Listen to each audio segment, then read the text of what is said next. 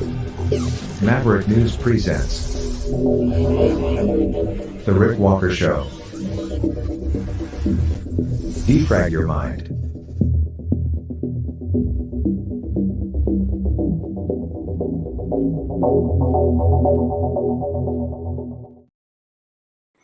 Good evening, everyone. I'm Rick Walker. Welcome to the Maverick News Channel. Weird stuff going on. A lot of news to share with you tonight, but Facebook blocking us.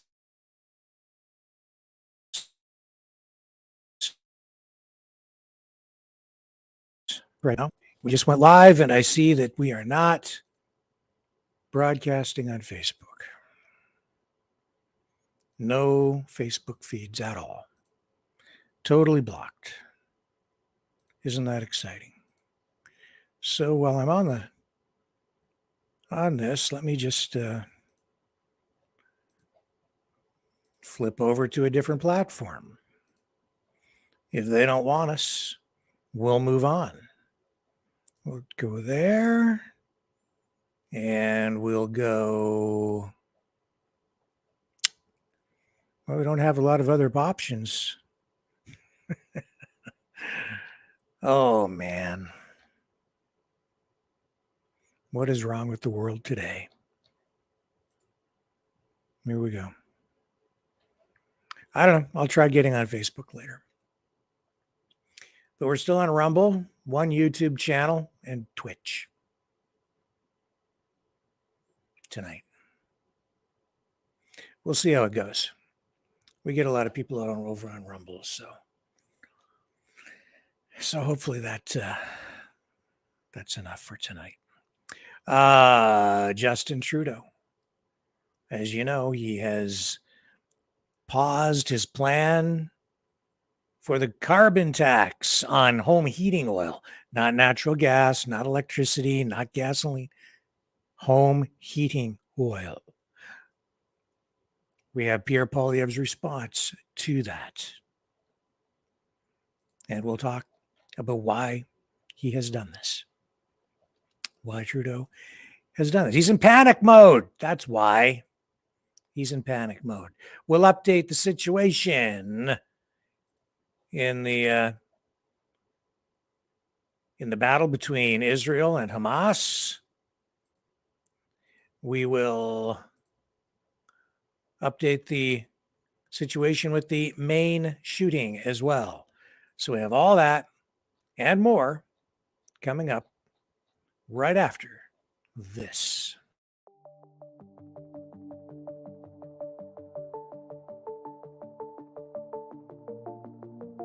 Greetings, brave Mavericks. Our quest for truth continues. We go beyond fake news. Together we expose propaganda. Together we pull others out of rabbit holes. We are maverick thinkers. We are all unique individuals, defenders of individual rights and freedoms, credible, trusted, grounded in reality. Maverick News, Maverick News. Defending free speech, free speech. Donate at freedomreporters.com. Do it now. Tomorrow may be too late. Maverick News. The world is watching.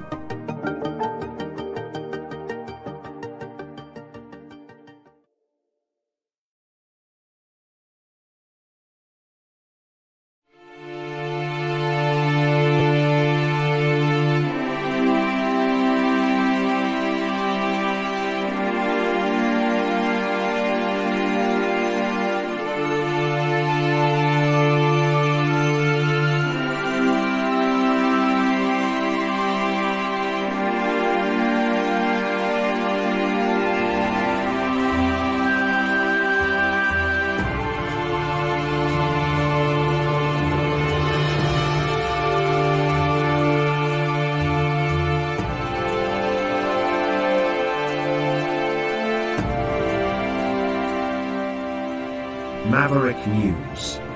The world is watching.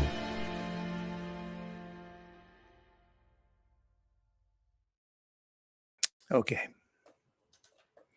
Justin Trudeau is in free fall in the polls. We did a whole show on it, right? About how he's in trouble. And Pierre Poilievre is benefiting. He's the guy who's taking the support. If there was an election held today, he would form a majority government, according to all of the polling.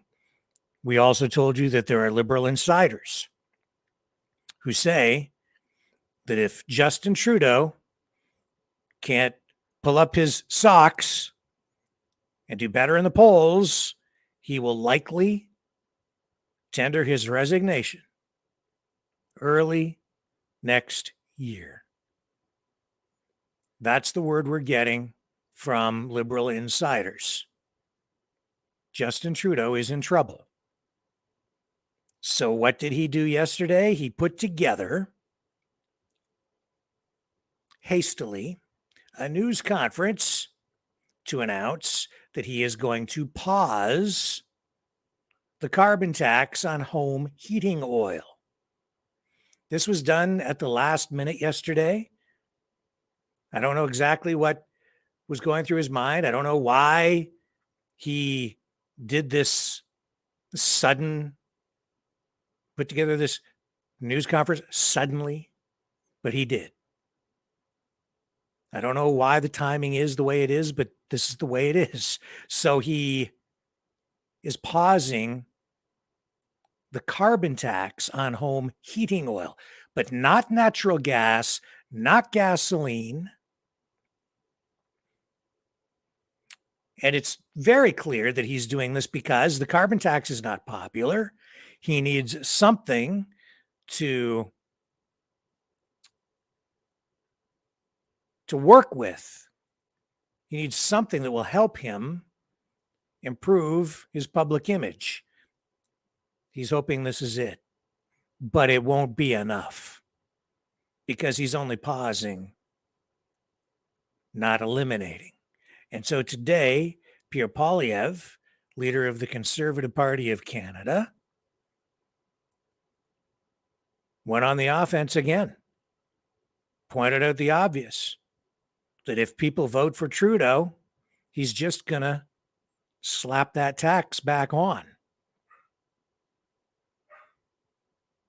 So basically what Trudeau is saying is, I was really going to screw you and screw you hard after screwing you after 3 years with lockdowns, mask mandates, mandatory vaccinations, and blah, blah, blah, blah, blah.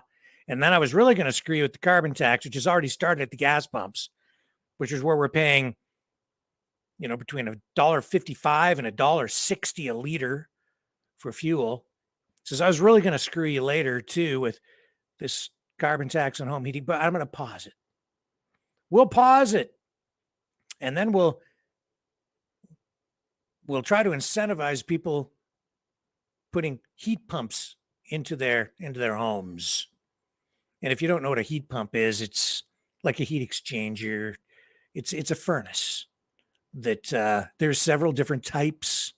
They're expensive. They're very expensive. And they can extract heat from the earth or even from the air and then put it in your home. It's sort of like a reverse air conditioner.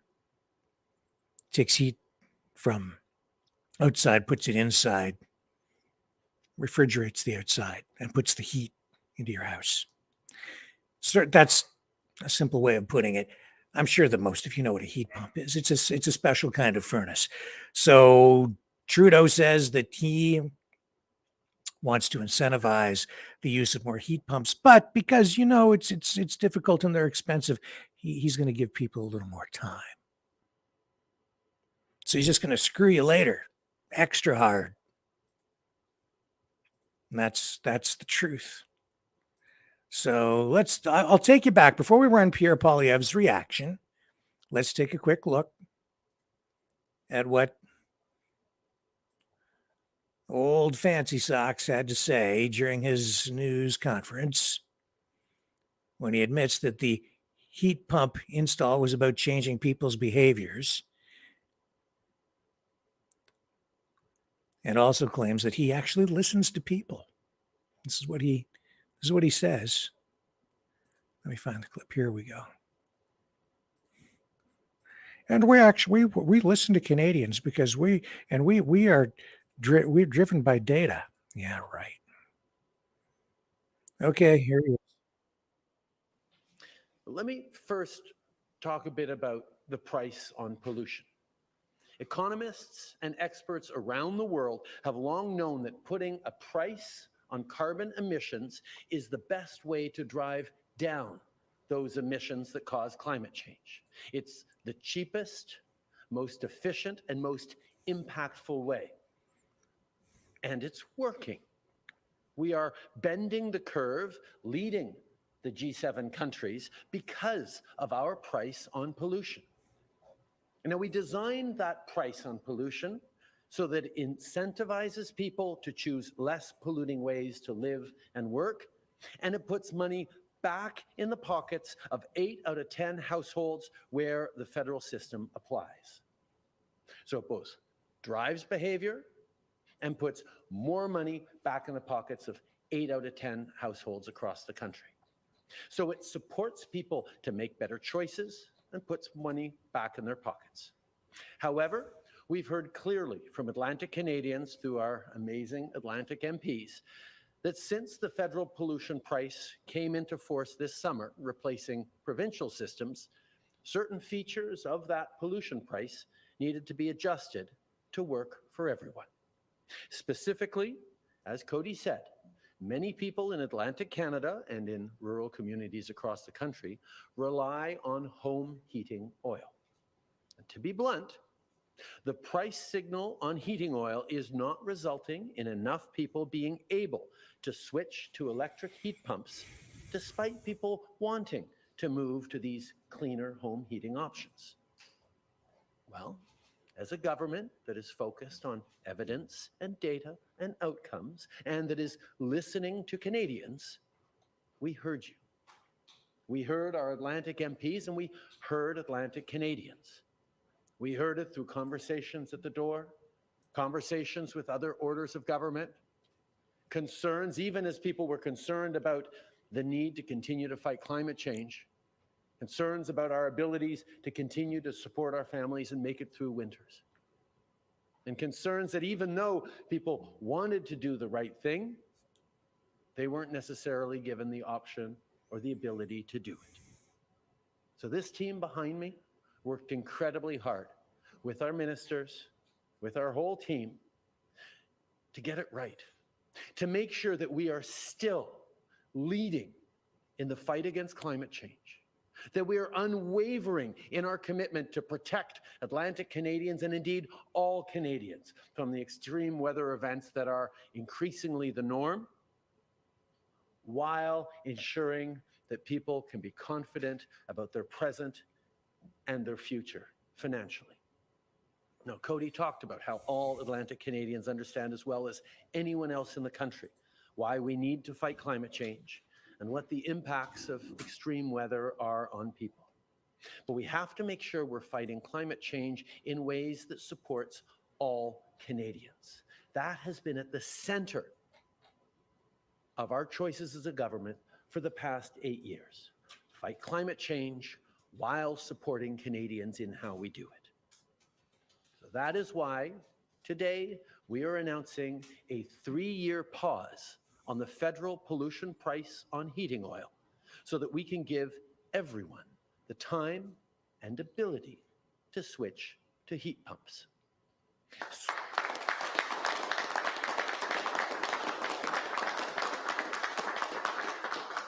Now, switching to an electric heat pump from oil heating, which is very vulnerable to volatile global market prices, can save people a lot of money.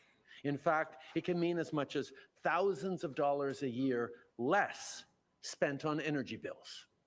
So the second part of our announcement today is that, piloting in the Atlantic, we're working with provinces to install a free heat pump for people who are making at or below median household income.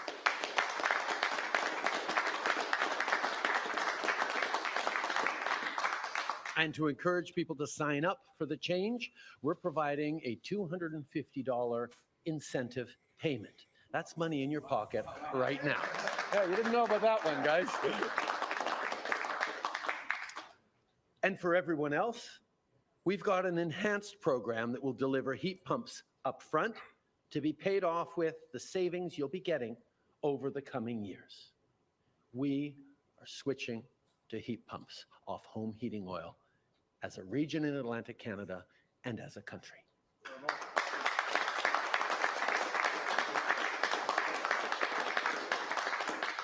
And one more thing, today we are doubling from 10 to 20% the rural top-up that people get as part of their quarterly pollution price rebates.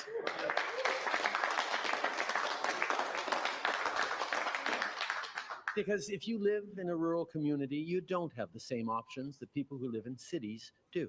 We get that. So this is more money in your pocket to recognize those realities, even as we continue to fight climate change and build a stronger economy. L'annonce d'aujourd'hui couvre une série. Okay. So that was, I'm not going to run the whole thing because you get the idea, right? So, Polyev, we have his reaction. But before we do that, I have this video from BC Hydro, British Columbia Hydro, explaining what a heat pump is and how it works. It's a very short video, just in case you don't know, because it is newer technology and a lot of people don't have these. Hang on. Here we go. All right, let's bring this up. See, this will explain how these things work, and they can be very expensive. Hey, it's me, Dave, and this is a heat pump. It's an energy-efficient heating and cooling system you can install at home. How does it work? Here, let me show you. Your typical air source heat pump, like this mini split system, has two main components, an indoor and an outdoor unit, which are connected by a refrigerant line. To heat your home in the winter, the outdoor unit pulls heat from the air outside your home. Yes, believe it or not, even when it's cold, outside air still contains a certain amount of heat. The warm air then goes through a refrigerant coolant that is compressed to increase the temperature even more. This warm air is then pushed through to the home. In the summer, to cool your home, the process is reversed. The heat pump absorbs the warm air in your home and transfers it outside. The compressor circulates refrigerant to the indoor evaporator coil, and the refrigerant absorbs heat as it passes over the indoor air. The resulting cool and dehumidified air then gets blown back into the home. And that's how a heat pump works. The key here is that heat pumps don't generate heat, but instead they move it from one place to another, which is why heat pumps are so energy efficient. In fact, a heat pump can be up to 300% more efficient than electric baseboards. So if you already have electric heat, a heat pump can help you save on your energy bill. Less energy and more savings? I like. If you're switching from a fossil fuel-based heating source like a natural gas furnace, you'll be reducing your carbon footprint. It's kind of like going from a size 18 down to a size 2. You get the idea. It's an environmentally friendly option, especially here in BC where we're powered by water. Plus, with rebates from Clean BC and BC Hydro, there's more to save.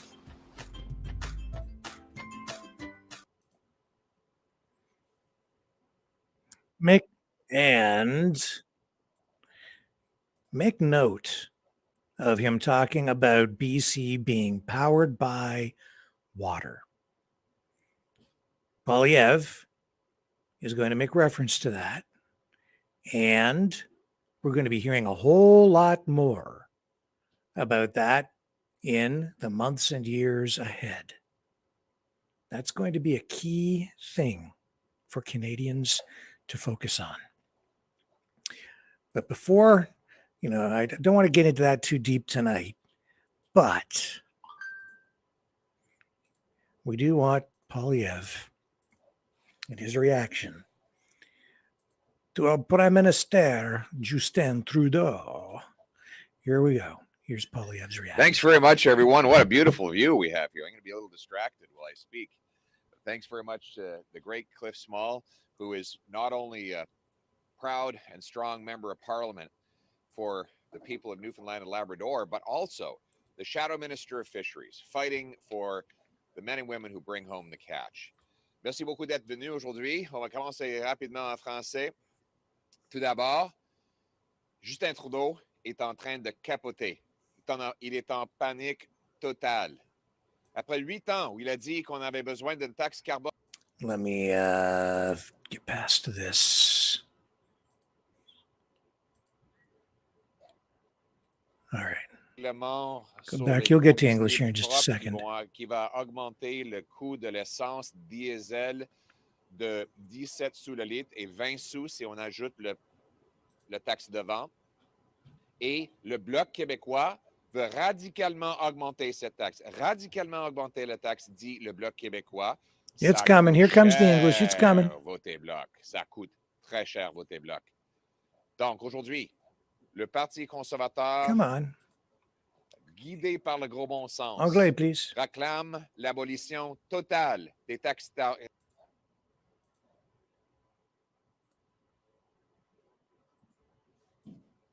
Here we go. Trudeau is in total panic mode.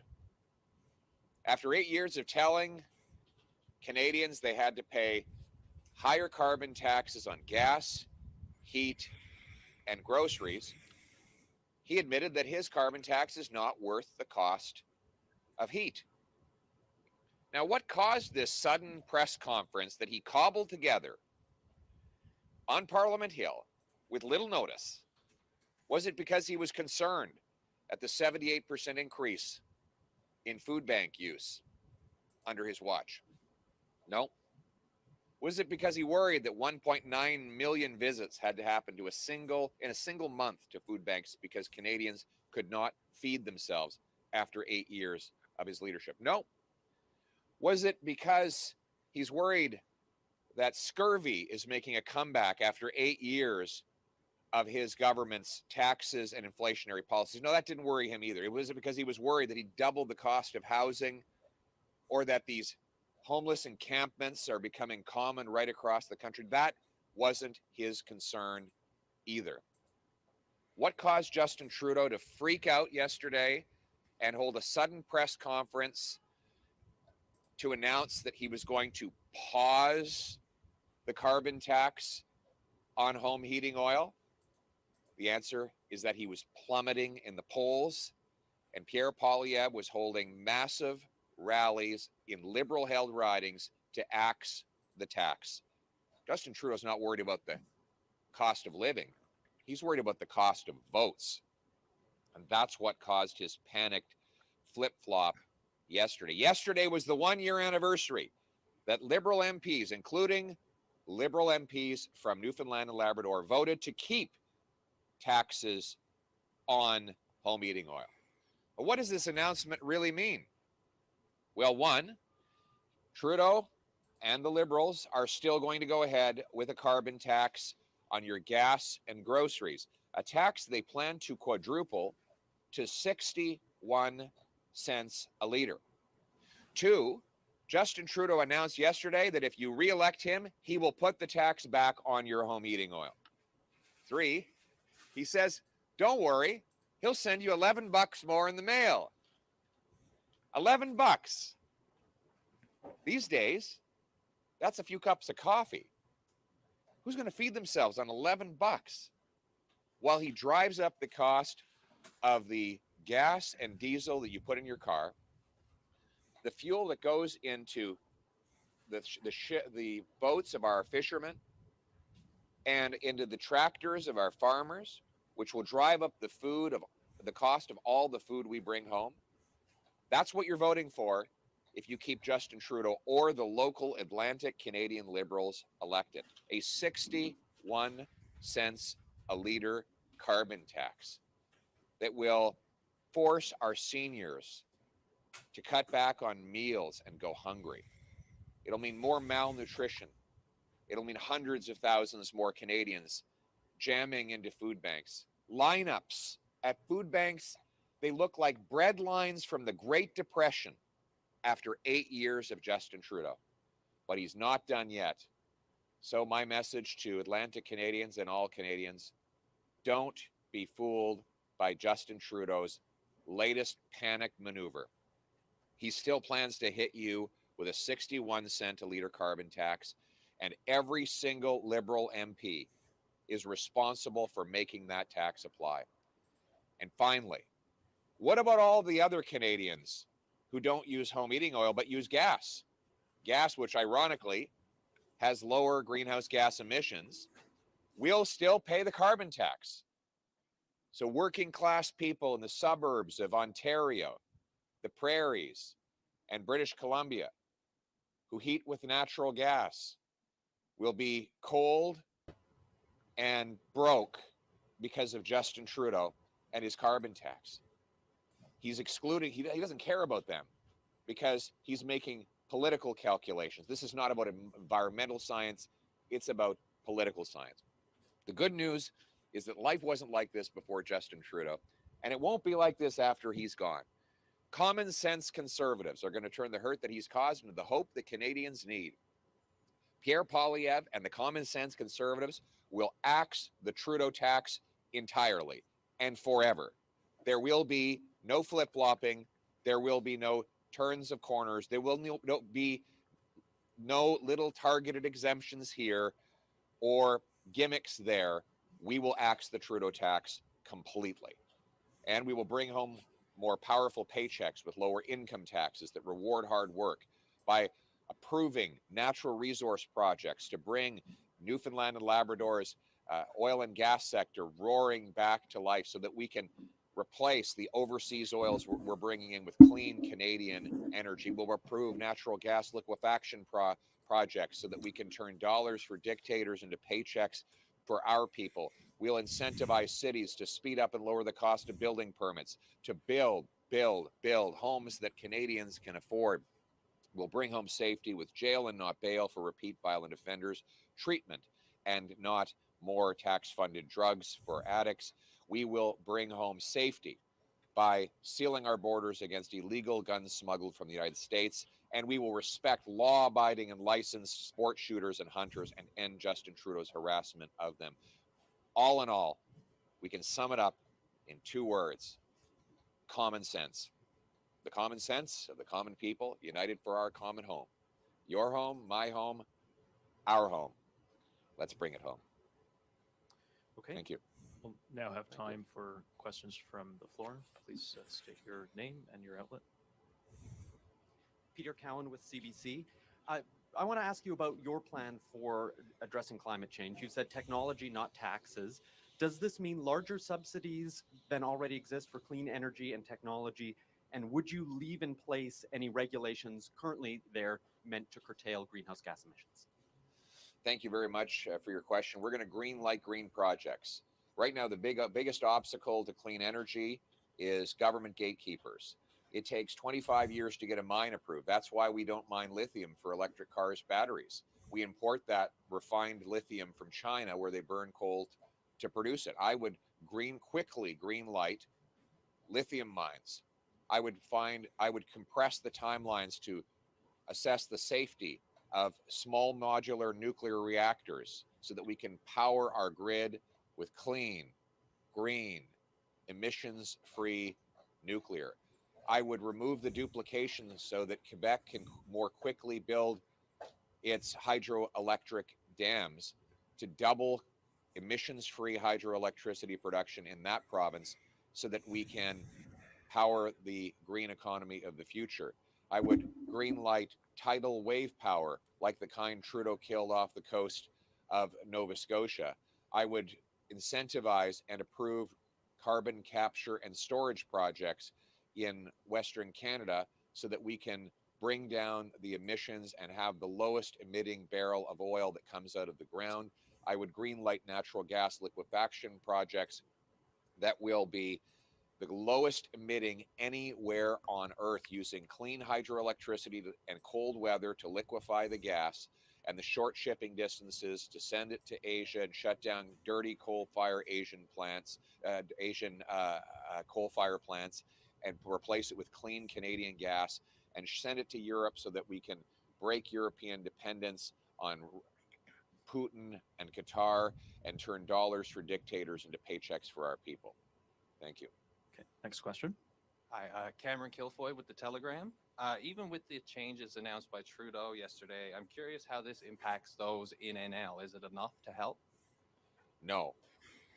This is a tiny gimmick. First of all, Newfoundlanders and Labradorians should know that Trudeau still plans to bring in a 61 cent a liter carbon tax on your gas and your diesel. Two, they should know he will continue to tax the fuel of the fishermen and farmers who produce our food and the truckers who ship the food, which is a tax on all the food. It is going to be a very high tax on the rural and remote communities. I was in Yukon. The grocer in Whitehorse said that he paid more in fuel charges to ship the food from Edmonton than he did for the food itself. So this is a Trudeau tax on food, on gas, and if he's reelected, it will be a tax on your heat. Remember, he's saying if he gets reelected in the next election, a year later, he will put the tax back on home heating oil. So this is a scam designed to trick oil heating households into voting for him one more time before he can hit them with his big tax hike. Only the common sense conservatives will axe the tax entirely. Okay, next question. Ben Cleary, NTV News. I want to ask about housing. The federal housing minister has said that the biggest issue in this province seems to be a labor shortage. Do you agree with that? And how would you address the housing crisis here? Well, that didn't seem to cause a problem when I was housing minister, and rent was half, mortgage payments were half, down payments were half of what we pay now. After 8 years of Trudeau, he's doubled the rent, doubled mortgage payments, doubled the needed down payment for the average home. After 8 years of Trudeau, the average family now has to spend 6% of their gross income to make monthly payments on the average home. That was only 39% when I was housing minister. After 8 years of Trudeau, we have the second worst housing bubble in all of the OECD. We have the fewest homes per capita of any country in the G7, even though we have the most land to build on after 8 years of Trudeau. So my common sense plan is to speed up the permitting. The problem is we have the second slowest permits. It takes 7 to 10 years to get communities zoned and permitted to build on. That adds literally hundreds of thousands of dollars to the cost of every newly built home. Many developers will tell you they spend more time on paperwork than they do on construction.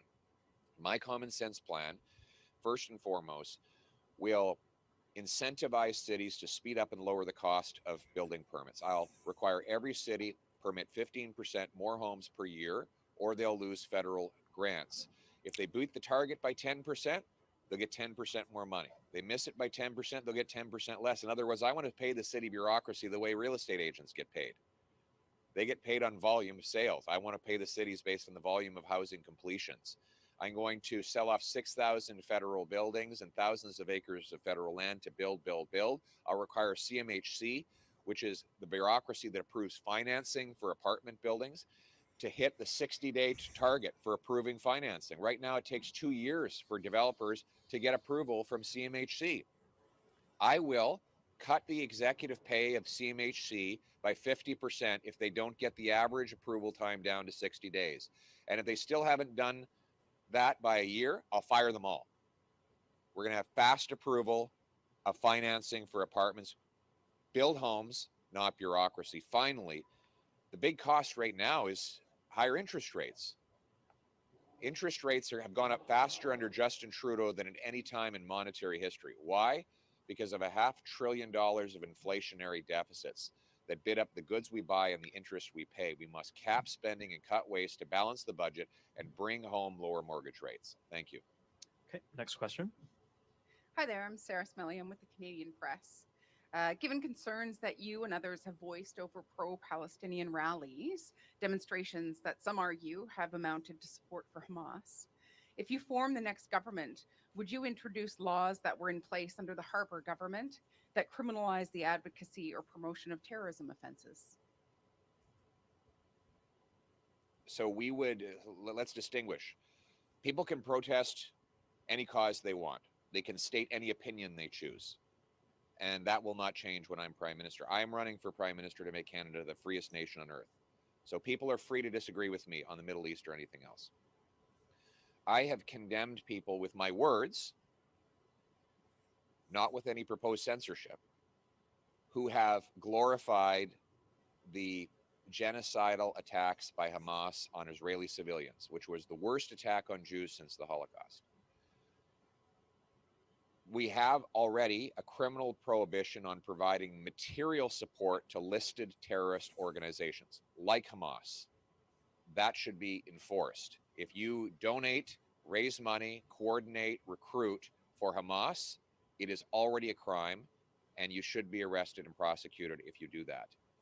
At the same time, people are free to express any opinion they want, even when I find those opinions appalling. Finally, I don't agree with you conflating Palestinians with Hamas. They're completely different. The Palestinian people are not responsible for the evil of Hamas. Hamas is a terrorist dictatorship. It poses itself on Palestinians.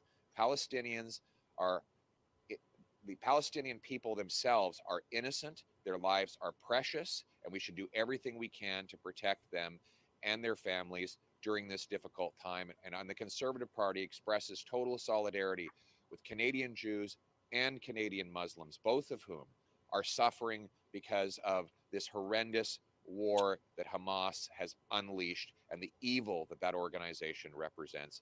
And in conclusion, we do believe Israel, like any other country, has the ability and the right to defend itself. Thank you. Okay.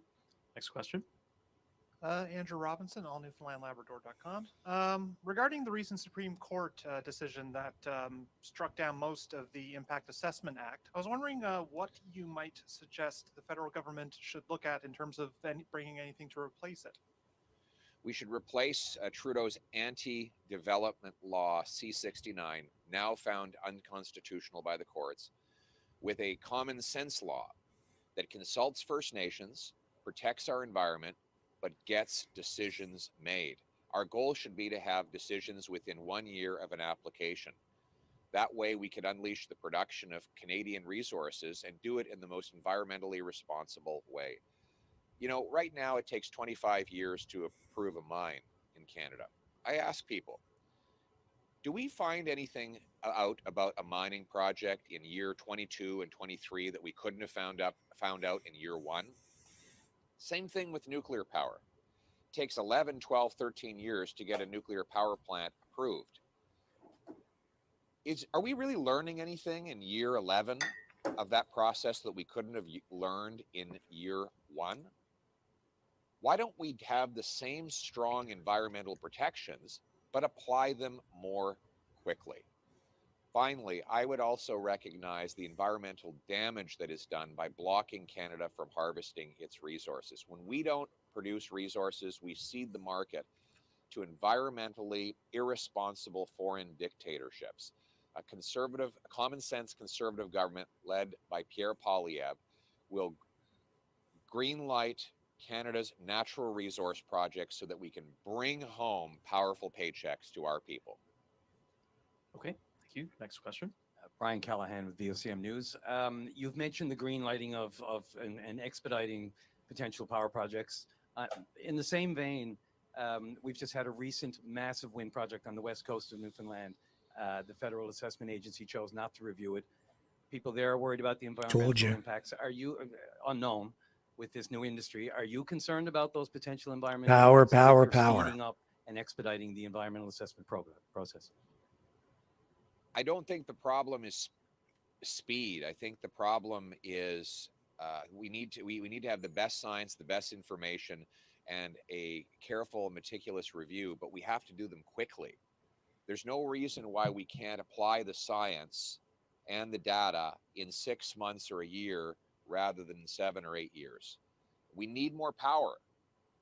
right across Canada. We need more affordable energy, and that means approving projects that are good. I can't comment on every single project in the country. I'd be happy to look into the one you mentioned in particular, but my overall approach will be to deliver quick decisions to green light green projects so that we can supply our grid with emissions-free power that is affordable to consumers. Okay, thank you. And this will be the final question. Thank you. Bonjour, Kyle Mooney de Bonjour. Radio-Canada. Je veux savoir quel est votre plan précis et quelles sont vos cibles précises. Okay.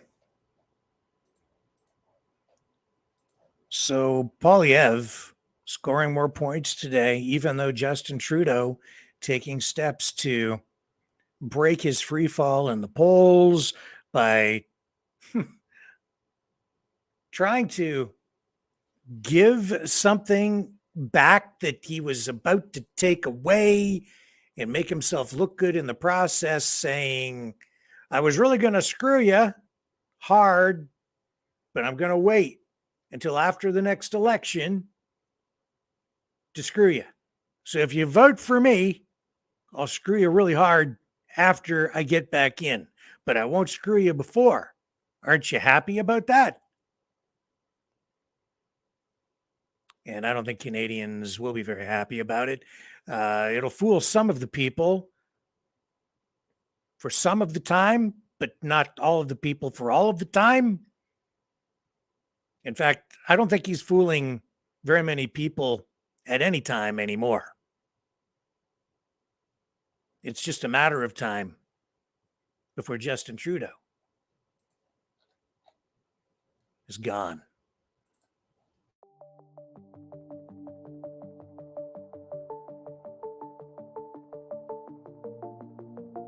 Greetings, brave Mavericks.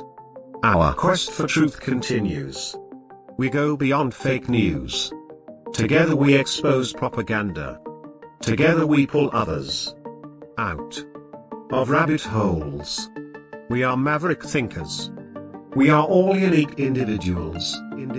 Defenders of individual rights and freedoms. Credible. Trusted.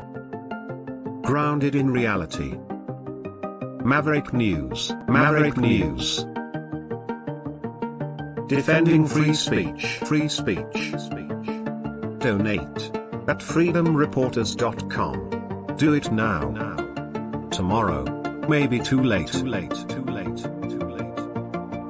Maverick News. The world is watching.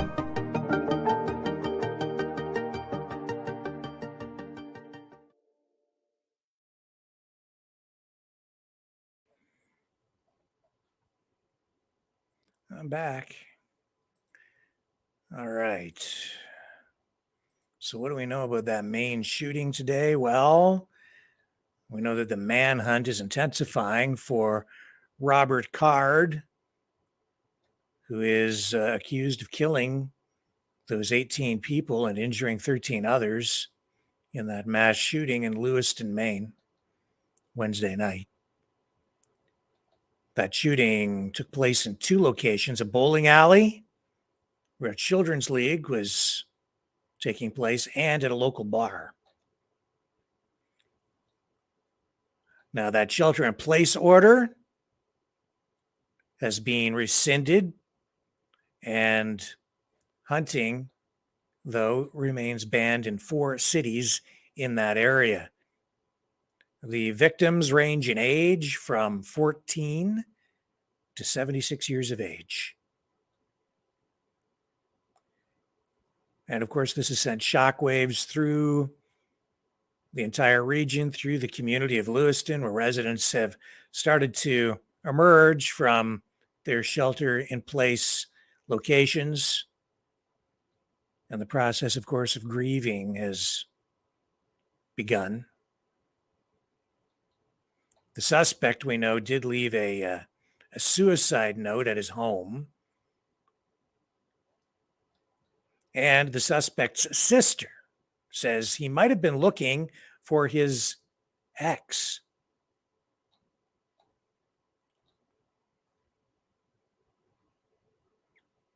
And the names of those 18 victims have been released. by authorities, and the search continues for the suspect who remains at large. He's considered armed and dangerous, and officials are advising people to not approach him under any circumstances because he is considered to be very dangerous. And let's move on to the Israel-Gaza situation. Thousands of people, as you know, have died, thousands of others injured since the initial attack from Hamas on Israel, October 7th.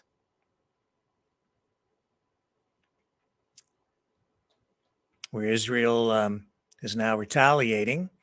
And we've already seen a bombing campaign, and Israel saying that they're engaging in a total siege of the neighboring Gaza Strip. This has brought the entire region to the edge of an all-out war, with all the countries in the region in the process. It looks like they're aligning themselves, picking a side. Some of this is predictable, some of it isn't. What was unpredictable for some people, but not so much for me, was Hamas visiting Russia. And Russian officials sitting down to talk to Hamas. Now, what does that mean? Well, it depends on your perspective, I guess. I'm not so sure that it actually is that positive, because how can I put this? On the surface, it looks like it's a good thing, because Russia is trying to help facilitate or find a path to peace by talking to Hamas. But on the other side, Hamas is seen as a terrorist organization. You don't negotiate with terrorists, right? That would be the position on the other side. And this further polarizes the entire situation, complicates it. If Hamas wasn't considered to be a terrorist organization by the West, the discussions taking place in Russia might be viewed as a more positive thing. But I'm not sure that it's going to have the effect of driving the situation toward peace. We'll have to just watch, observe, and see where all of that goes. What I am seeing, and I'm sure what you're seeing as well, is more and more polarization on the whole issue. We're seeing a rise in, well, I don't know if this is the right way to characterize it. Some would say we're seeing a rise in anti-Semitism. I'm not so sure that we're seeing a rise in anti-Semitism. I think it's exposing anti-Semitism in a more profound way. It's just been there the whole time, I think. And now a lot of people are just openly displaying their anti-Semitic views. I guess it is also a rise in anti-Semitism because a lot of people are sheep, and they will follow the latest thing, and they'll just do that. And so if you're seeing a rise in something, or something becomes more prominent or apparent, people will follow it, even if it is immoral or unethical or evil. Some people will just follow. So we're seeing that as well. I don't think there's any question of that. That's That's a big part of it. But the thing that really I find most concerning is the way that the information warfare is being conducted, the way that both sides are taking steps to dehumanize the other side.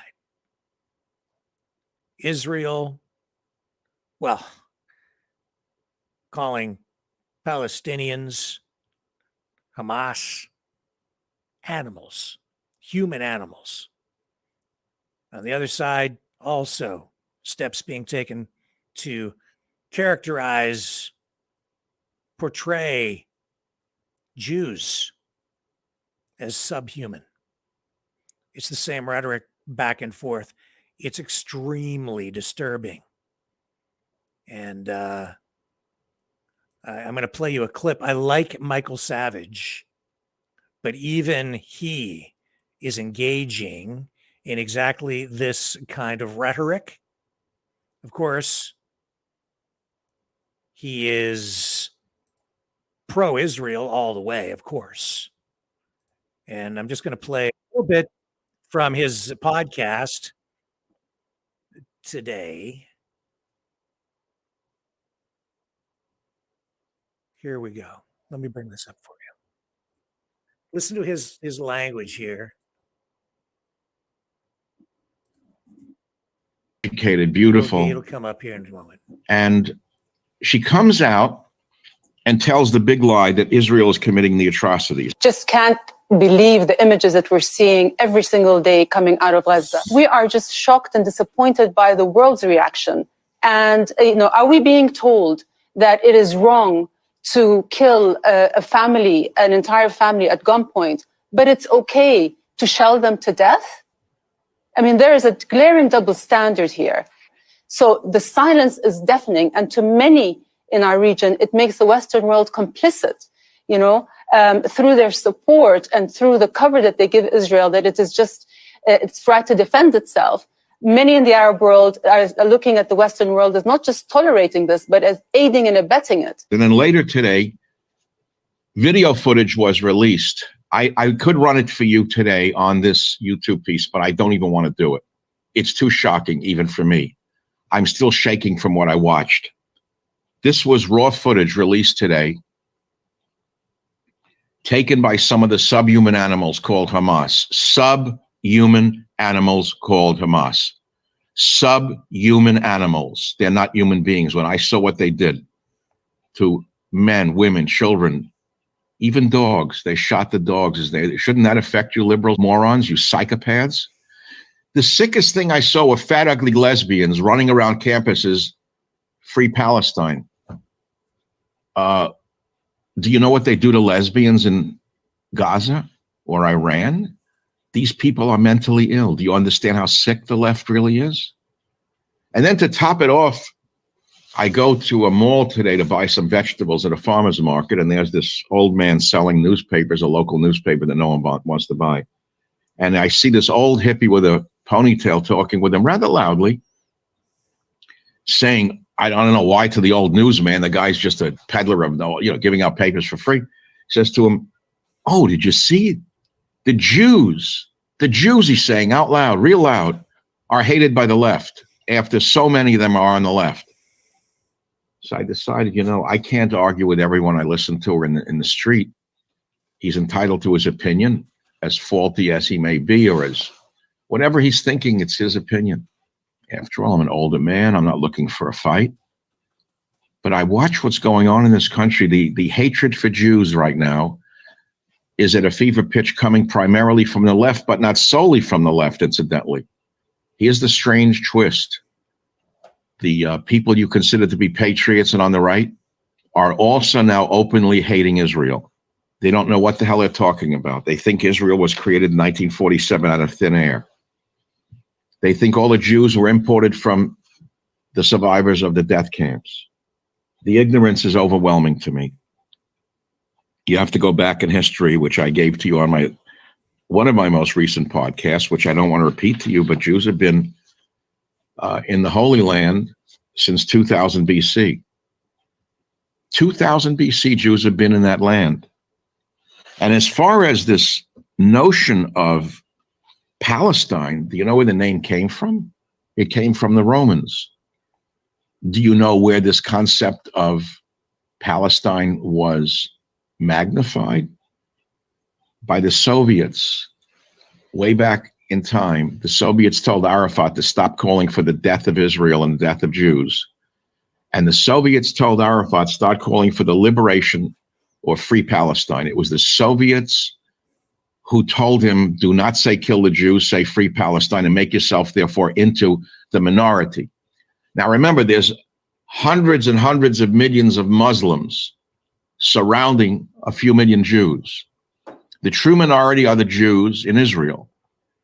But the Soviets told Arafat, don't say kill the Jews, say free Palestine. So now you see the fat lesbians and the other fellow travelers on the left screaming free Palestine on the campuses when they would be the first to be thrown off a building, as they are in Iran. And then I watched the snuff film later today. And I can't describe to you in words what I saw. Now, you know, I've been in the business a long time. It was like watching a snuff film. It was released today on Gateway Pundit, and I posted it on my Twitter feed at A Savage Nation. If you want to watch this, and I don't recommend it, these are Hamas documented atrocities, filmed by themselves, seeing them mutilating corpses, burning houses. You'll see Jews burned alive in their cars. You'll see dogs shot in these little country little houses. You'll see these animals, these subhumans, doing things to human beings we have not seen in real time since Hitler ran the world. Islam may be a religion of peace for some, but not for all. Yesterday on my podcast, I interviewed Robert Spencer, the director of Jihad Watch. And we learned about the politically incorrect guide to Islam, the truth about Muhammad, the history of jihad from Muhammad to ISIS. The fact of the matter is, jihad has been warfare against unbelievers for 1,400 years. And then when the two old Jewish ladies who had been released the other day with very, very sad story, and shows you how smart the propaganda is coming out of the Hamas subhuman community, they released two old Jewish women who they kidnapped, keeping their old husbands in the tunnels. And the two old Jewish women say, they weren't that bad. They treated us nicely. We ate cucumbers and something else, just like they did. All in all, they said it wasn't bad. Now, what you don't know is that these women were told what to say, or their husbands would have been slaughtered with the video sent to them. That would be my guess. Okay.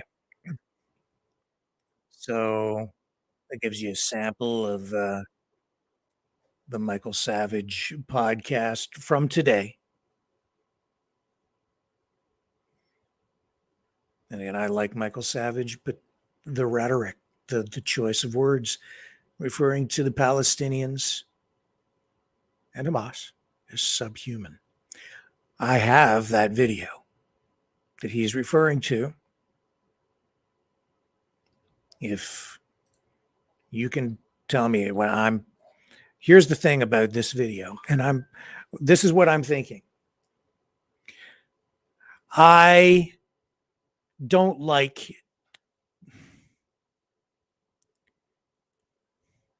to show stuff like that. On the other hand, it's war. I also believe that truth is the only path forward to freedom. And to have a true understanding of anything, you need full context. And when it comes to war, I think that in the West, here in Canada and in the United States, far too many people view war as some sort of a Hollywood movie It is sanitized for us because we get our history from Steven Spielberg. We literally do. I know that at the high schools in this region, they literally run Schindler's List for students because I've been told by students that they've watched it in history class as though it is a factual account of the Second World War. And it's not really a factual account. Great movie, good messaging, but it's not a factual account. It's a dramatization.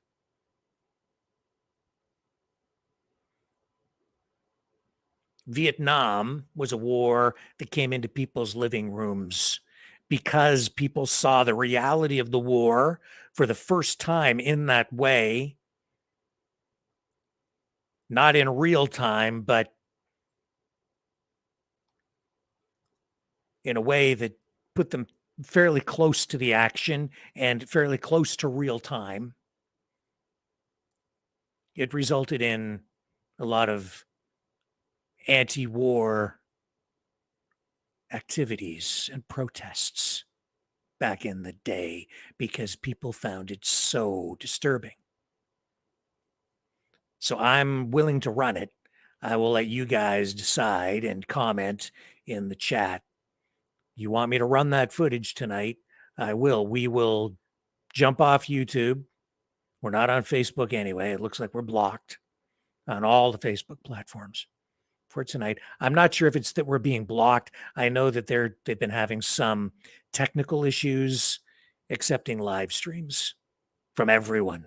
So it could be that, or we could be blocked. I don't know, but we'll jump off YouTube if you guys want to see this stuff. And then for balance, I will find footage in Gaza to show you exactly what's kind of going on there, or at least a version of what is going on there. It's all this footage is extremely graphic, but it's also very real. People need to understand, I think, what the true horrors of war are to fully understand why we need to stop the killing and why the only real path forward is peace. Because violence will just get us more violence. And that's what we're getting right now.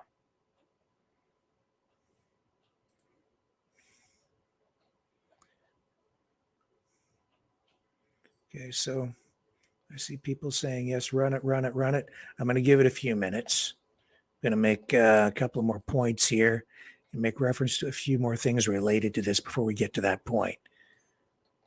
And if you don't want me to run it, you're welcome to chime in as well and give me your perspective on this. When I say violence will just get you more violence, the violence is coming here. People know it instinctively. This will be, if this continues, this war will end up here at home. And I don't mean in some metaphysical way or some political way. I mean in a very real way. Yesterday, here in my community, they locked down the hospitals. Someone phoned into the switchboard, was making some sort of threat in the morning, and as a result, they locked down the hospitals. Very few details were released. Police went to a home, arrested a man who has not been named, as far as I know, even today, and then later released him. He's going to appear in court on some sort of a related charge. I don't know exactly what the charge is, but I do know they released him yesterday afternoon. But it sent shockwaves through the staff at all the two hospitals, one in this town where I live and one up the road in a neighboring town, both of which are part of the same healthcare organization. And that's because everybody is on edge. I don't know how serious the threat really was, but police took it super serious and locked the hospitals down. I also know that there have been communities in Quebec and Ontario where in the last few days, suspicious packages have been detonated because they were afraid they might be bombs or explosive devices, improvised explosive devices of some kind. All of this stuff is getting us to a heightened sense of concern. And I'm seeing reports tonight from various media outlets, mostly independent, predicting that terrorism is going to increase here domestically. We're going to see more terrorist attacks in Canada and the US as a result of the conflict over there. And I believe that. And that's because the politics, the history, the conflict, we've imported it. You're seeing it in the streets now and in the form of protests from the various sides. The emotions are running high. And some people, they're not assimilating into our society. They've been encouraged to bring their culture, their religion, and their history with them. And as a result, we're seeing the conflicts from other countries come here to North America. That's why this conflict, which is going global, it's turning into something of a world war, not just the kind of world war we've been experiencing through information warfare, cyber warfare.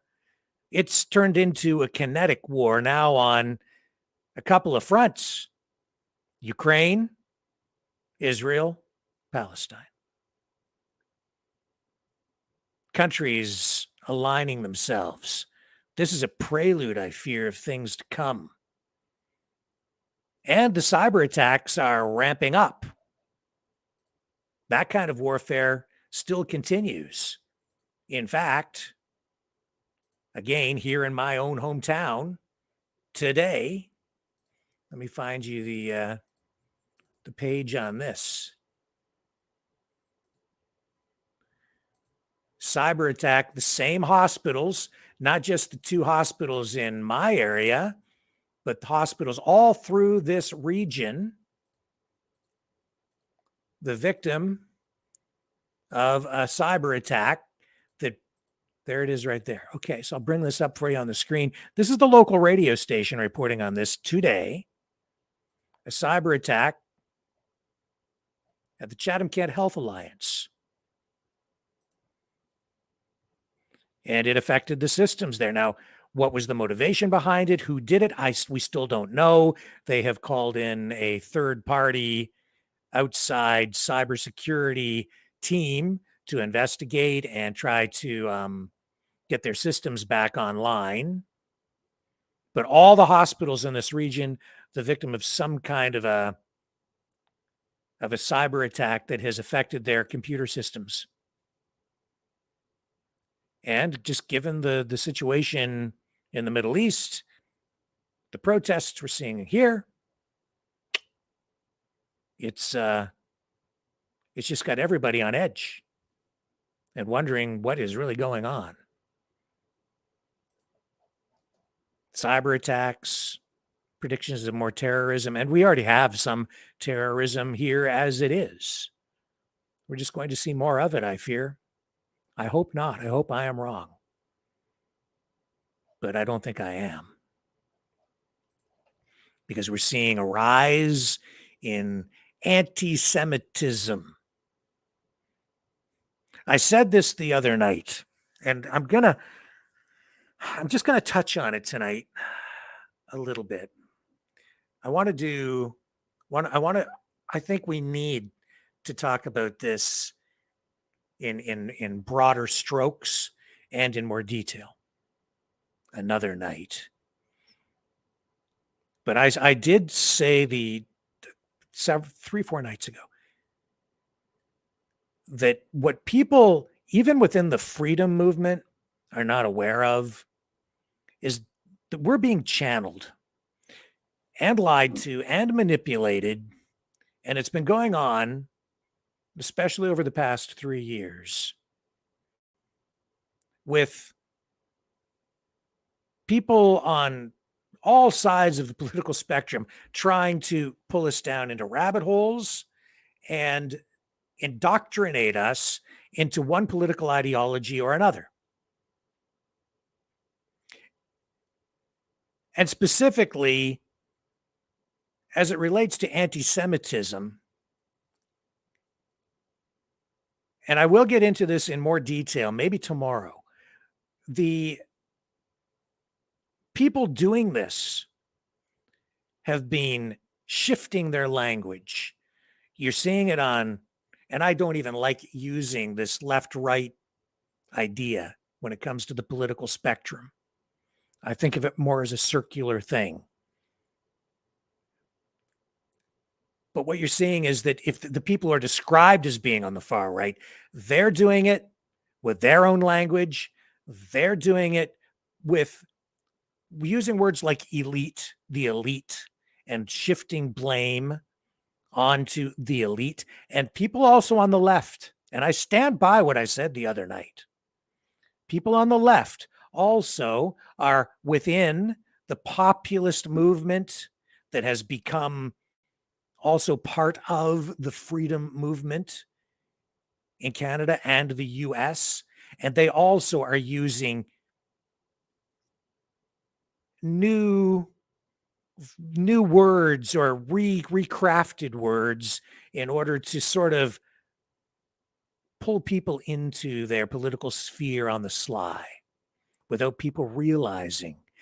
But what has happened since the Hamas attack on Israel and now all of the controversy surrounding the war, and this has ramped everything up, a lot of these people have basically taken off their masks and revealed themselves for what they really are. I said about 2 months ago that very soon we would be seeing the people who are deceiving us, that they would pivot. They would pivot. And they would start telling us what they really mean in plainer language, not using words that they've redefined, which is what, the cultural left, the cultural Marxists, the neoliberal, the woke strain of socialists in today's political landscape. That's what they do. They play with words, right? So that Planned Parenthood is actually an abortion clinic. That means the opposite of what it really is. Well, we're seeing that now where some of these people referring to the elite, what they really meant is, or what they've really been meaning is Jew. Now, I'm not saying everybody using the word elite understood that. And I think for a lot of, maybe not most, but a lot of people using the word elite, to them, it's like the rich people, the people in charge, without attaching any specific ethnicity or religion or any other kind of prejudice to it. But that's really what a lot of these people have been meaning. They just haven't been coming right out and telling us. Fooled me for a while. I wasn't paying close enough attention in the early days, but it soon became apparent over time. And it's a dangerous thing because we're seeing this intolerance, this prejudice, this bigotry repeating itself. So much so that it's on full display now in some places. All over the world tonight, in different countries. me see if I can give you a good example here.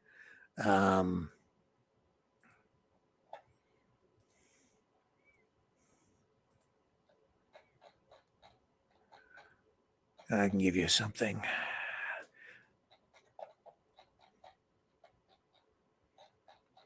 Right here. Here's a good one. This is in Turkey today. This is not World War II. This is today. Jews not allowed. That sign. You just heard, okay? The other side of that, Michael Savage, prominent podcaster, semi-retired, puts out a couple of podcasts a week. I still listen to him, pro-Israel. He's Jewish. I believe he's Jewish. Yes, he is. And now on the other side in Turkey, it's no Jews allowed. Get out. Michael Savage referring to Palestinians as subhuman. This is a terrible situation. Obviously.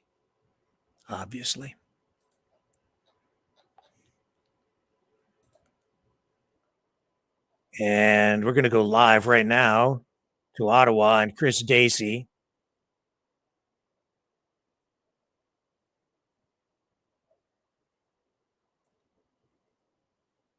This is, yeah. Here we go.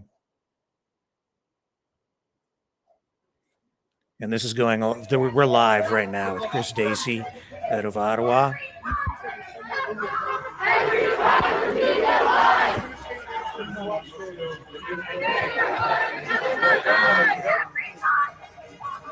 This unrest is worldwide. Clayton Goodwin. I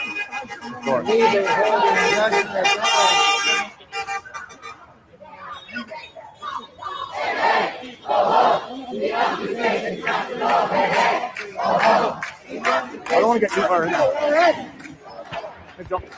They jumped across the street for a minute. I've been identified as the enemy here, clearly. The police are staying in their vehicles. They will not exit their vehicles. Got more police over here. They seem to all be staying in their vehicles. Got about 9 vans of public order units. Public order units, aka riot police. And the guy's having a meeting. Interesting. Yeah. We're just trying to walk here. Thanks. Business. I'm going to step out into safe territory for a minute here. All right. Oh, yeah. Hold on. Turn it around. Boom. Support. Oh, hold on. They didn't like Oh, yeah. just taking pictures of me. What do you take this that guy right there in the yellow vest? Oh, yeah. The yellow vest already got me too, man. Yeah, he's like, it's like, what are you taking pictures for? Yeah. It's like, all you guys are seeing. I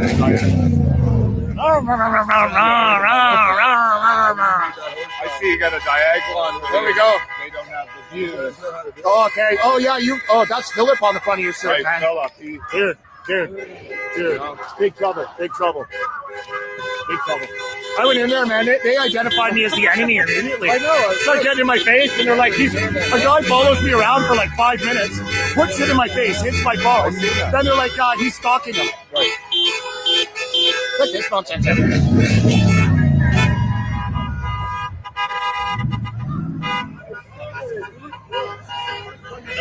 Just a minute ago, we had chants of "From the river to the sea." You guys know what that is? From the river to the sea. It's a very pleasant chant. This is the, so where are we here? So this is Ottawa City Hall right here and behind. This is the Heritage Building here in Ottawa. It's decorated like a cemetery for some reason. Could be Halloween. It's Clayton Goodwin.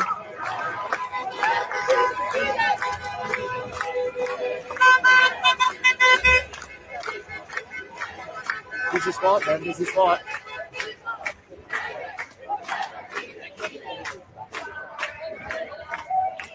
This Mr. Smooth.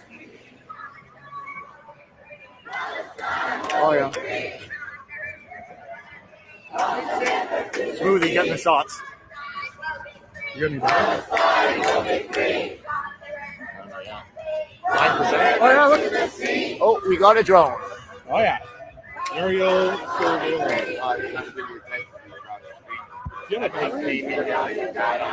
Check my bag. How out of here. It's in my this part.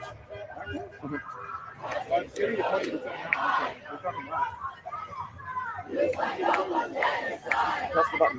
First you find Mr. Labour fighting like dead on the side. Hey, don't say that. Okay. What do you think of it? Yeah. Smoothie here. Casey here with Smoothie on scene. Dude, there's nothing. How do I know if there's anything left? Press the button. Where's it going? There's a button somewhere. Plug in and then you'll know. Plug me into it. Folks, we're running out of battery over here. We're running on extremely low batteries here, folks. Did you show them the public order vans? Yeah, man. There's like 8 or 9 of them. They're all staying inside the public order van. So. Sorry, pardon Clayton. I couldn't hear you, sir. Excuse me, Clayton. I cannot quite hear your insults. Are your batteries running as low as your IQ, Daisy? Is this your security, Clayton? Is this man your security, Clayton? I didn't have to ask Mooney to be security. Who's Mooney? That's how we talk to Dean Mooney, brother. What about Dean Mooney? You can address Dean Mooney directly if you'd like. Palestine! Free Palestine! Free Palestine! Free Palestine! Free Palestine! Free Palestine! Free Palestine! Clayton Goodwin, ladies and gentlemen. CEO of the Veterans Accountability Commission. There he is. Top notch, very well respected community veteran. Who? Clayton Goodwin. Oh, okay.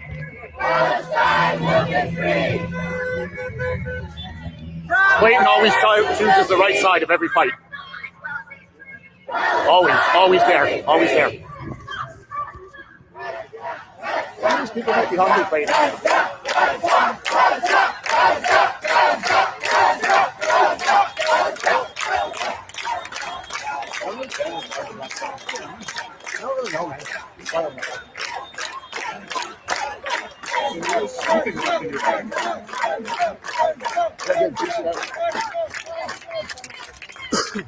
I had to delete all the extra videos and running low in space.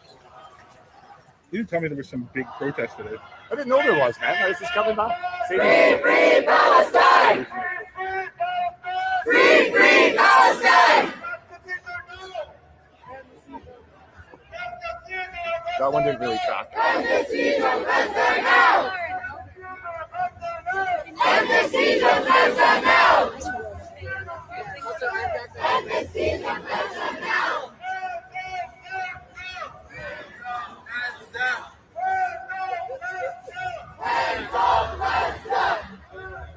We got people coming in here everywhere, man. This thing is just getting started, it looks like. There's Ottawa City Hall. Courthouse in behind us.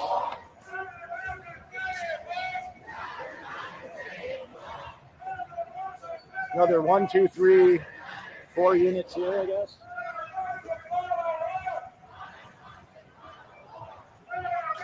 And I would say Justin Trudeau is suffering because of this too. This is one of the reasons he's sinking in the polls. The support from the Muslim community that he would traditionally, gentlemen, a bit of a strange scene, man. We're here. It's not usual.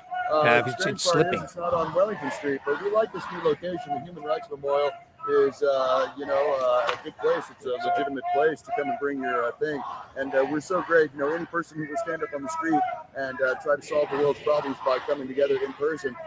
These are my brothers and sisters, and whatever position they take on any issue is secondary to that. It's much better than staying at home and ignoring everything around us. I guess. Yeah, I mean, from the river to the sea chants are a little much for me, but I think all of us understand that there's a lot of hot air for every group. Yeah. And every group can get a little bit overheated. Well, it looks like there's a lot of people here who don't even really know why they're here. That's right. And a lot of these people, in fact, all of these people are they look like Canadians, my neighbors, and they want peace, the same as we do. They may not be as good as we are at articulating exactly how to do that, but they're our brothers and sisters because they want to stop the suffering. Yeah, they want to peace. stop the lies and corruption. They're against lies and corruption.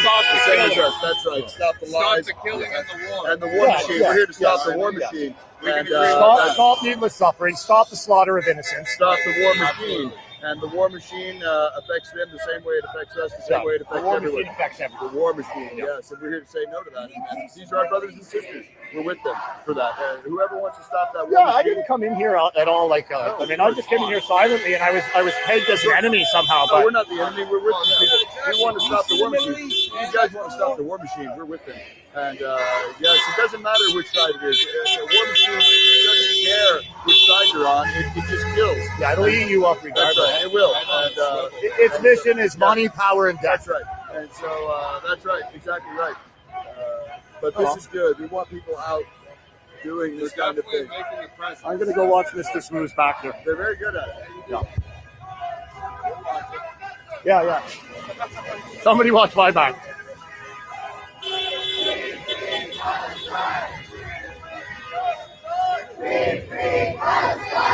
Might want to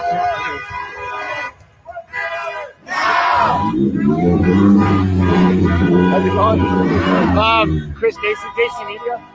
Yeah. Speaking out, this is good. There's a big crowd. There's so many. They're all the way back Usually over there. there's way bigger crowds. I haven't seen so big in Ottawa. In some cities, Yeah, 10,000, 15,000 last podcast. And then this one. Man, we're just having a conversation, man.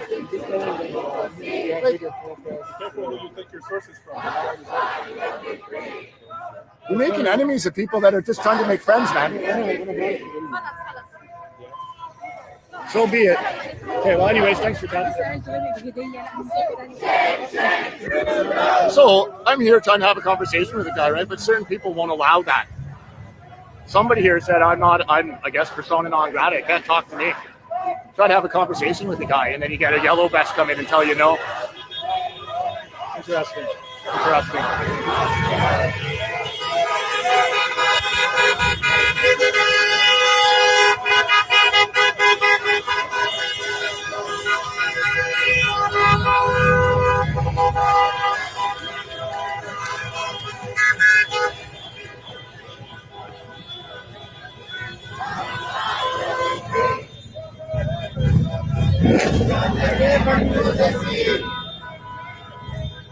Palestine will be free. Wild. Look at this.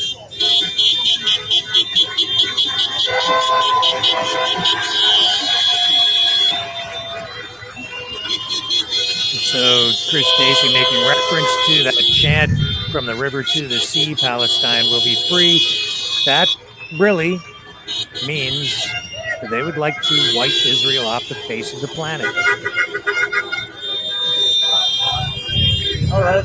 I don't know if the people chanting All right, well, this looks that like it's going to get understand bigger. I that got that's to what it film a means. bit of video, do a couple of things. I will be back. I'll try to go live and catch the end of this thing. A very, very large Palestinian protest on Elgin Street in Ottawa. JC. Okay. Thank you, Chris Stacey, for that report. As always, on the scene. And thank you, Anasty, for sending that link. Appreciate that. And I'm glad we could share that with you. Man. See, everything's so volatile. And the thing is, people don't understand, or a lot of people are having trouble understanding why people on the right and the left seem to be aligning with Palestine and even Hamas.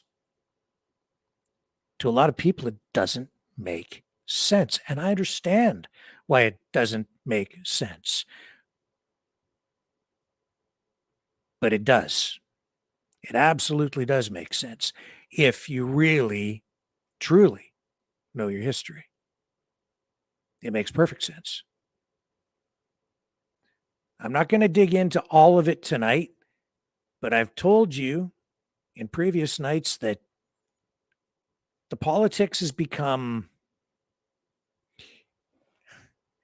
in many respects, I've been saying the old labels don't really quite apply anymore because political ideologies have become hybrid.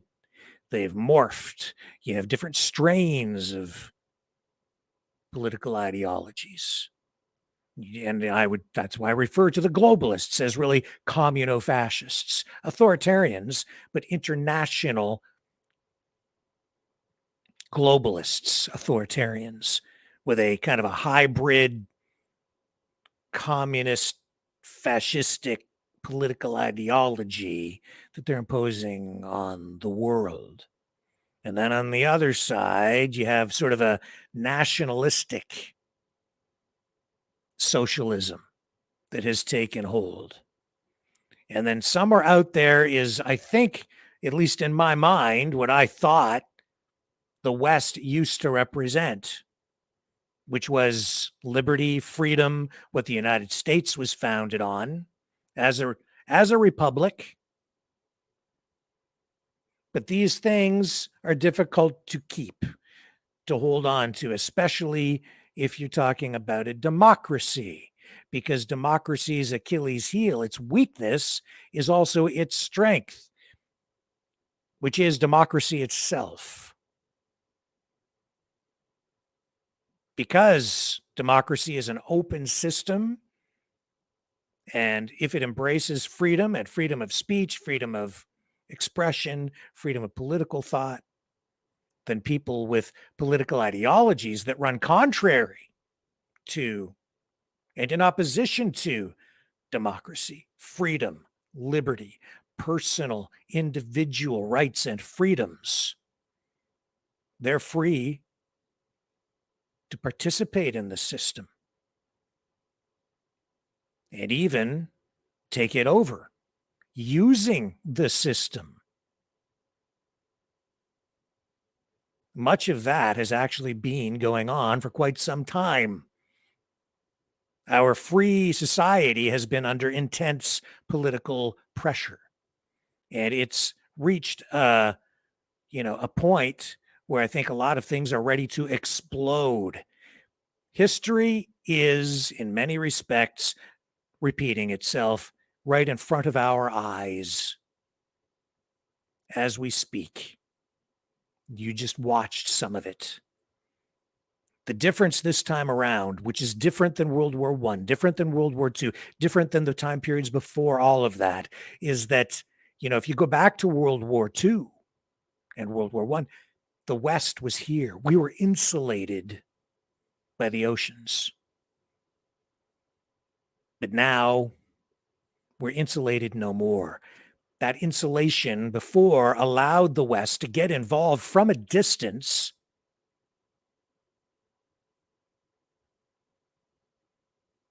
to help fight fascism. And during the Cold War, even authoritarianism imposed by communism, which is what we saw happen in Poland with the Solidarity movement and the fall of the Berlin Wall. And people will have different takes on all of that, but even then there was some insulation. But now, so that the West was here. The West was able to help save the world. People came here to escape the turmoil, the political violence in the rest of the world. But now, through a combination of technology, digital technology, internet, immigration, and industrial revolution, which has given people incredible mobility worldwide so that people can fly constantly all around the world, we're connected. And you're seeing that on the streets tonight, even in Ottawa. It is here. And we're going to have to deal with it in a more realistic way moving forward, because it's something we're going to have to deal with on the home front now. I don't know exactly how it will manifest itself, but it is there. And at least in terms of heightened protest, the threat of terrorism, probably at some point I think it's just inevitable that we're going to get more terrorist attacks here on domestic soil. And who knows what'll come after that. There's a trial going on in my hometown of London, Ontario right now. Right now, the trial is ongoing for that man who ran over that Muslim family. And he's on trial, and that's all about prejudice. That's about a mania. That's about exposure to online messaging that got in that guy's head. And hate, anger. And then it's about politics, because Prime Minister Trudeau, after that incident, went to my hometown, where I don't live there now, but it's not very far from here. And he went, stood on stage to address the local community, stood up and said, and this was bizarre, he said, "Today we are all Muslims." And I understood what he was trying to get at, but it was a misdirected, poorly crafted message. And he went beyond that, and it was an insult to some people, especially, say, Christians, who maybe empathized or sympathized with the Muslim community and people from other faiths. But no, we're not all Muslims. But Trudeau, in his small little pea brain, got this idea that, oh, we're all Muslims today. I understood what he was trying to say. It was like, stand united together and we'll fight to make the community a better blah, blah, blah, blah. And then he went, but it was misguided, because Christians can't be Muslims, nor do they want to be, nor should they be, because there is absolutely a division there that will never be overcome. We just need to tolerate each other. But then he went beyond that and said that we have to move beyond tolerance. In that very same speech on that day, which was a pivotal moment for me too. A moment of realization that this guy really has got some really cockamamie ideas in his head. Because to move beyond tolerance is to move to a place of intolerance, which is dangerous in itself and breeds more prejudice and hate. Because it becomes an issue then of enforcement. It became, at that moment, about compliance again for that guy. You shall embrace, not just tolerate someone with different viewpoints. You won't just tolerate someone with a different religion. You must embrace it, because we have to move beyond tolerance, he said. What a crazy idea. Because if you don't embrace it, then you would be guilty of a political sin in an era where politics has become a religion for people on all sides, because our society has become so secular. And with people lacking a moral compass based on religion, a lot of people with no religion, no moral compass, it's people like Justin Trudeau who then seek to become something more than a man, more than human. The leader that transcends humanity. Well, I'm sorry, but he just doesn't live up to that. Not even close. He is just a man with all of his flaws. And he's made a lot of mistakes. That speech being one of them, lockdowns another, forced vaccinations another. And even the way he's handling this right now, this conflict in Palestine. It's a lack of leadership, but he's only human. And that's the thing. We're all human. Oh, each side is trying to dehumanize the other to justify all of this. You know, tomorrow night, too, I will get into more of why we're seeing the political alignments that we're seeing. I will get into why I said the other night that even within the freedom movement, what I am hearing, and this is absolute, I stand by this. I've been attacked for it by a few people, but I said that I'm witnessing hardcore socialism and outright communism being expressed by people within the freedom movement who are then being motivated by that ideology to engage in, well, you know, they've stopped short of actually engaging in bad behavior that it sort of goes beyond, right? But the desire is there. And I've been hearing that kind of ideology from people who are at the center of some of that. People I've you know, I'll get into it more tomorrow night. But the point is that we're getting this, in the minds of some, this strange evolution in political alignments and attitudes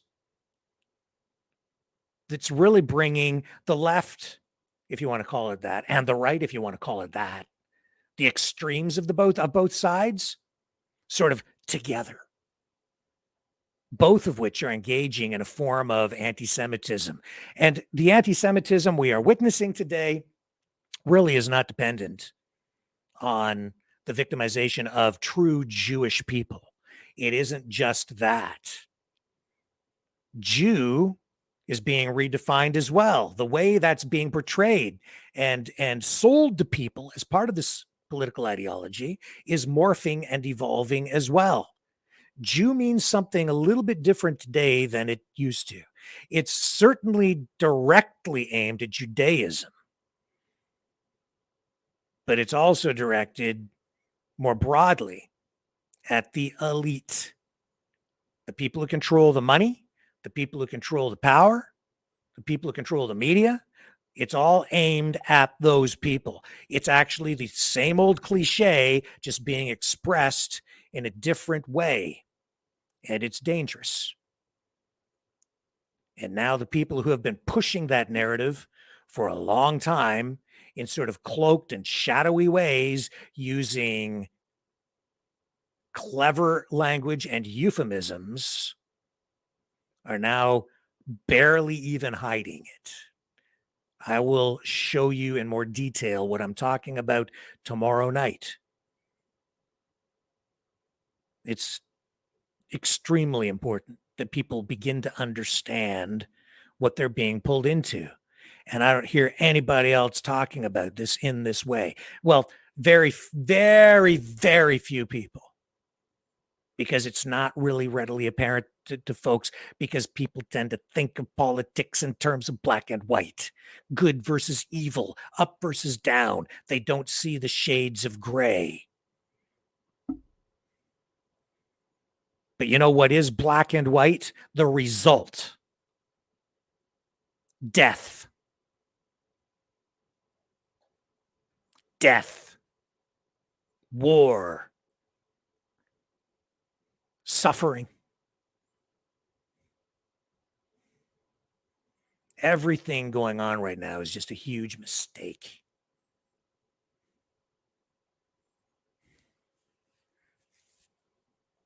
Because violence will just get us more violence, and we've already had more violence, and then we've had more violence on the violence. We're having more violence tonight.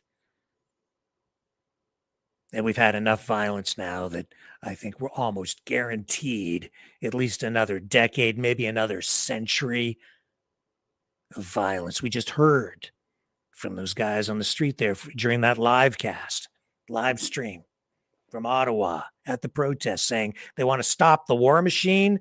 Well, you know what really fuels the war machine? Ignorance, hate, prejudice, violence. Violence fuels the violence. That's what fuels the war machine. It isn't just politicians, and it isn't just the money. They need you. They need me. They need all of us to endorse it, to pick a side, get angry. That's the trick. That's what they do. That's what the information warfare campaign is all about. That's what I'm here to try to stop every night. I believe in peace, and I don't just pay lip service to it. I really believe it. I believe in it. That's the cause. And we'll get there through actual truth and a fuller understanding of history in a more proper context. Understanding hate, prejudice, and ignorance. And here in the West, we are so guilty of ignorance, aren't we? Victims of ignorance, really. Our entire generation. Victims of ignorance because we were sheltered. And I think our parents and our grandparents and our great-great-grandparents and our great-great-great-great-great-grandparents were trying to do us a service by sheltering us. Maybe thinking that we wouldn't have to worry about all of the atrocities and the horrors that they left behind in the old world for the new world, hoping that we would have a better life over time. But in the end, they've done us a disservice, especially since World War II and World War I, because people are not properly educated. We are not aware. We say every Remembrance Day, lest we forget, and we have so forgotten, barely understanding. And the people who do know their history, the people who do understand elements of it, I'm afraid many of these people are absolutely determined to repeat it because they bring with them a particular perspective, a particular worldview, a particular kind of prejudice, and sometimes outright bigotry and racism.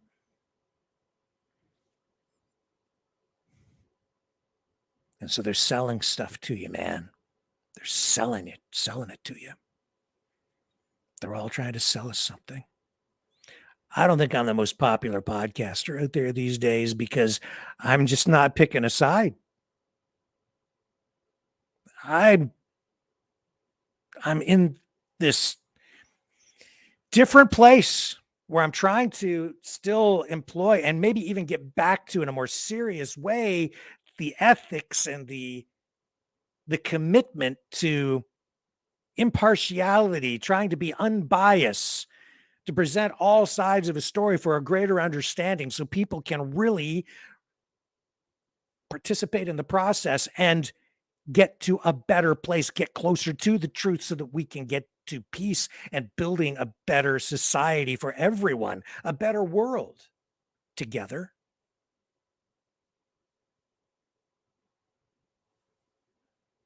But when you've got something as polarizing as a war, everyone's being sort of pushed to pick a side. And if you don't pick a side, like in my case, how many people messaged me last night to tell me that I'm not a true freedom fighter? Oh, you're way too mainstream. You know what? I'm okay. I'm in a way, I am sort of mainstream. I'm moderate. But I wouldn't say I'm mainstream, not in the mainstream sense today, because the mainstream, especially the mainstream media today, has been captured. There's nothing mainstream about the mainstream media. Mainstream media today, they're a mouthpiece for the woke liberal, cultural Marxist, left-wing strain of that. The government. That's what they are. at least in my country, to some degree in the States as well. But I'm more moderate. I'm not aligned with them. I'm not aligned with a lot of these guys over there. So a lot of people are like, well, what's he stand? Which side's he on? Who's he with? I'm on the side of truth, man. If that's a phrase, a word that's thrown around way too loosely these days. I will tell you the truth. And then they lie to you. They indoctrinate you into some conspiracy theory or some whacked out thing. Or on the other side, they're saying they're telling you the truth. Well, they're selling you some government line, some government lie. Well, they tell you they're telling you the truth.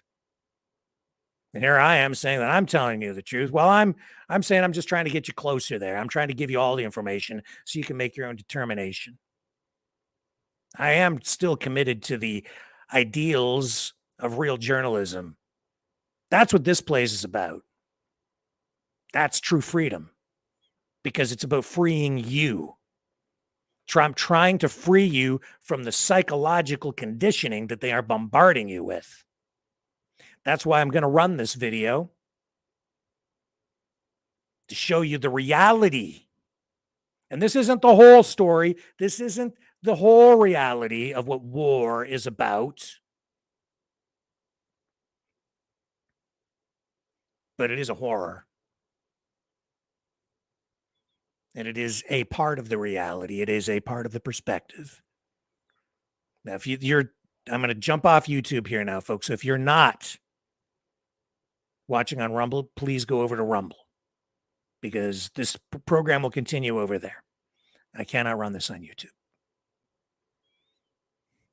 And you've been warned that this footage very graphic. So I have to end the broadcast on YouTube.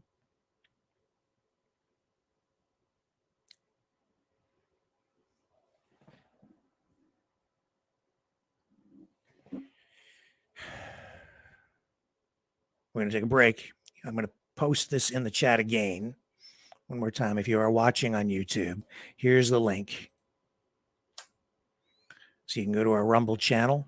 While you're there, please consider subscribing. And then we're going to get into this next section of the program, which is it's reality. This is going to be very real. I'll be right back.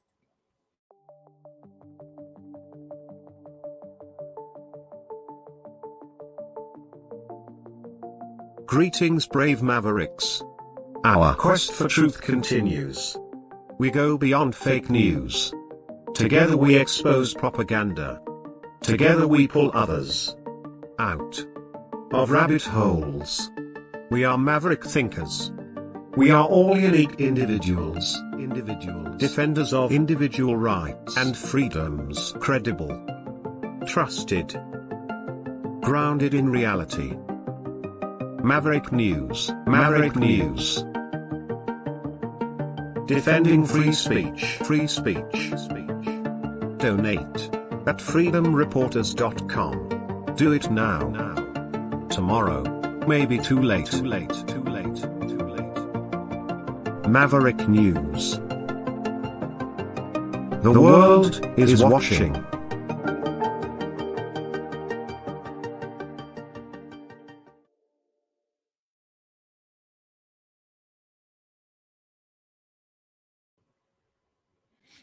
Okay.